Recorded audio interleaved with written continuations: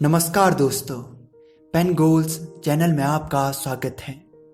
इतिहास विषय से संबंधित एक ऑडियो सीरीज इस चैनल पर आप प्राप्त कर रहे हैं। दोस्तों, आज जिस विषय पर लेख है गौतम बुद्ध संपूर्ण जीवन यात्रा का वर्णन तथा बौद्ध धर्म। दोस्तों, यह वही युग था जब भारत भूमि पर आम जनमानस मोक्ष की प्राप्ति में सरल राह की तलाश में था। तब भगवान बुद्ध का जन्म एक क्रांति ही थी। जब एक समय महामाया देवी अथवा माया देवी अपने मायके जा रही थी तो राह में एक वन लुम्बिनी में उन्होंने एक पुत्र को जन्म दिया। यह क्षेत्र नेपाल के तराई भाग में है, किंतु महामाया देवी का प्रसव पीड़ा से परलोकवास हो जाता है। निसंतान माता पिता के लिए यह बेहद खुशी का विषय था, इस वजह से कि जैसे किसी कामना की सिद्धि या पूर्ति हो गई हो, इसलिए बालक का नाम सिद्धार्थ रखा गया। किंतु बालक सिद्धार्थ अपनी माता के प्रेम से वंचित रह गया।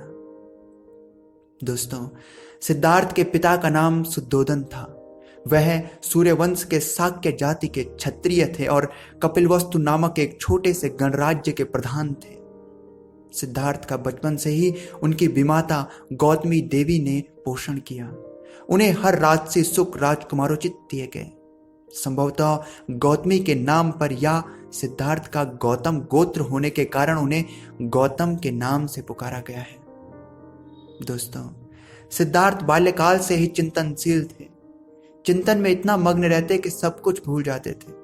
उनके बाल्यकाल में ही ज्ञानियों ने यह भविष्यवाणी की कि यह बालक एक दिन एक बहुत बड़ा चक्रवर्ती सम्राट बनेगा या एक बहुत बड़ा संत महात्मा। दोस्तों, समय बीतने के साथ राजकुमार की चिंतनशील प्रवृत्ति में वृद्धि होती रही। पिता शुद्धोदन को भविष्यवाणी सदैव याद थी। उन्हें चिंता होने लगी। उन्होंने सिद्धार्थ के लिए राजसी सुखों और मधुर बंधनों में बांधने के लिए कई प्रयत्न किए। राजकुमार के लिए सर्दी, गर्मी, बरसात के लिए अलग अलग भवन बनाए गए जो प्रकृति के अलौकिक दृश्य का आनंद देते थे, और आदेश भी दिया गया कि राजकुमार को दुख का दृश्य न हो पाए। इसी क्रम में सिद्धार्थ का विवाह गोपा या यशोधरा नामक एक रूपवती राजकुमारी से करवा दिया गया, जिनसे सिद्धार्थ का एक पुत्र राहुल जन्म लेते हैं। परंतु विवाह का यह सुख सिद्धार्थ के जीवन का लक्ष्य न था।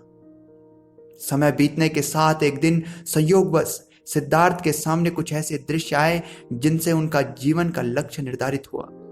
सिद्धार्थ अपनी सारथी छंदक के साथ घूमने निकले हैं। तभी उन्होंने एक रोग से पीड़ित व्यक्ति को देखा। उसकी पीड़ा को देखकर सिद्धार्थ का हृदय दुख से भर गया और दूसरे दृश्य में उन्होंने एक वृद्ध को दर्शन किया जो छड़ी के सहारे अपने जर्जर शरीर को किसी प्रकार तो आगे बढ़ा रहा था। वहीं तीसरे दृश्य में सिद्धार्थ एक मृतक शरीर जो उसके संबंधी रोते पीटते जलाने को ले जा रहे थे देखते हैं। सिद्धार्थ का कोमल हृदय इस घटना से बेहद प्रभावित हुआ और चिंतन में खो गए। उसी दरमियान उन्होंने एक और दृश्य देखा। उसमें उन्होंने एक सन्यासी को देखा जो अद्भुत कांति को अपने मुख पर लिए था, चिंता से मुक्त विचरण कर रहा था।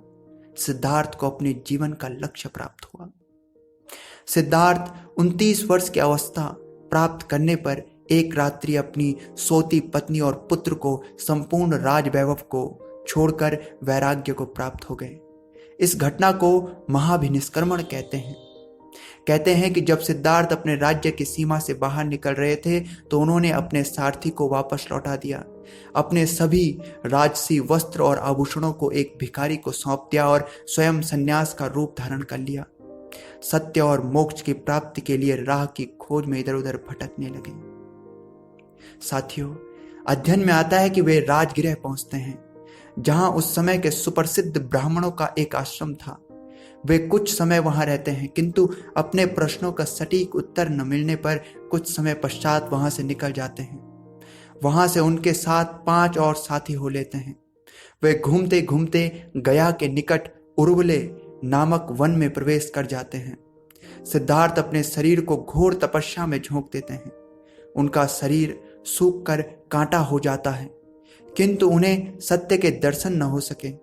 इस प्रकार सिद्धार्थ ने यह निष्कर्ष निकाला कि बिना स्वस्थ शरीर के सत्य की खोज बेहद मुश्किल है। अतः उन्होंने न अधिक सुख और न अधिक कष्ट का जीवन व्यतीत करने का निर्णय किया। किंतु उनके 5 साथी उनके इस निर्णय से सहमत नहीं थे। वे उन्हें छोड़कर काशी की ओर चले गए। साथियों, वैराग्य के छठे वर्ष 35 वर्ष की आयु में एक दिन रात्रि को जब वे बरगद के वृक्ष के नीचे समाधि लगाकर चिंतन कर रहे थे तो उन्हें ज्ञान का आलोक प्राप्त हुआ। इस घटना को संबोधि के नाम से भी पुकारा जाता है, क्योंकि सिद्धार्थ को बुद्धि या ज्ञान प्राप्त हुआ, इसलिए उनका नाम बुद्ध हो गया। जिस धर्म का उन्होंने प्रचार किया वह धर्म बौद्ध धर्म के नाम से प्रचलन में आया।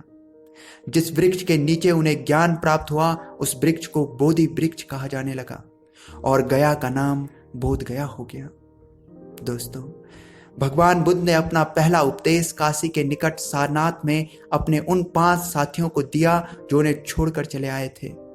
सारनाथ के पश्चात वे कपिलवस्तु में साक्यों को उन्होंने अपने धर्म से दीक्षित किया। बुद्ध बेहद अलौकिक आकर्षण को लिए होते थे। लोग उनके उपदेशों को सुनने के लिए आतुर रहते थे, उनके शिष्य बन जाते थे। भगवान बुद्ध ने बिहार, उत्तर प्रदेश के कुछ भागों में, नेपाल में घूम घूम कर 45 वर्षों तक अपने धर्म को प्रचार किया। यही कारण है कि केवल भारत में नहीं बल्कि विदेशों में भी यह धर्म प्रचलन की श्रेष्ठता पर पहुंचा। साथियों, 80 वर्ष की उम्र में महापरिनिर्वाण की घटना हुई। 483 ईसा पूर्व भगवान बुद्ध का परलोकवास हो गया।